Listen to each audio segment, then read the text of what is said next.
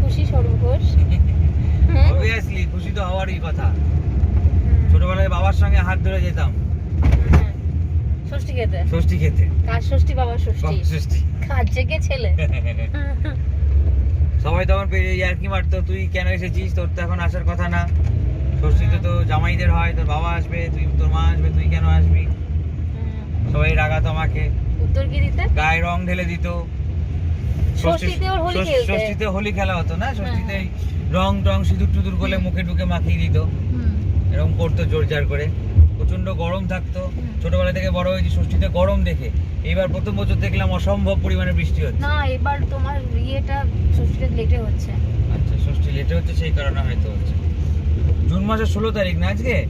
তো এই টাইমই হয়, যখন সামার ভ্যাকেশন হতো তখনই ষষ্ঠী হয়। খুব জোর 4-5 দিন আগে পরে হতো। এত মে মাসে কোনোদিন ষষ্ঠী হয়নি। আষাঢ় মাসে ষষ্ঠী হয় না। কোন মাসে ষষ্ঠী হয়? জ্যৈষ্ঠ মাসে ষষ্ঠী হয়। হ্যাঁ, আষাঢ় মাস। এটা আষাঢ় মাস। ও, লেটেই হচ্ছে। তাহলে লেটেই হচ্ছে।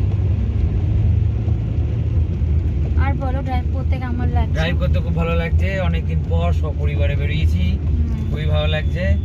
এখন with a passenger, with one single passenger. এখন তো ওর নাম টুকু। হ্যাঁ, টক টক। টক টক।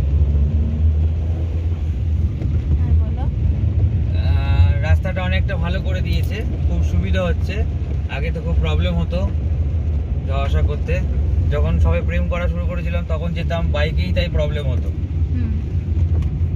তারপরে বিয়ের পর গেছিলাম, তখনও ঠিক আছে, এখন খুব ভালো হয়ে গেছে, খুবই ভালো হয়েছে। আর রিসেন্টলি ইলেকশন গেল, বিধানসভা ইলেকশন গেল, তার জন্য রাস্তাটা খুব ভালো ঠিক করেছে। কেন নেতা মন্ত্রীরা বারবার যাওয়া আসা করতে হয়। তারপরে আমগুলো কি দেখতে লাগছে। তারপরে মানুষজনের দেখাতে লাগে যে কাজ করেছি। যে কোনো পার্টির যে কোনো ইলেকশনেই একটুখানি রাস্তাটা ঠিক হওয়ার ব্যবস্থা হয়।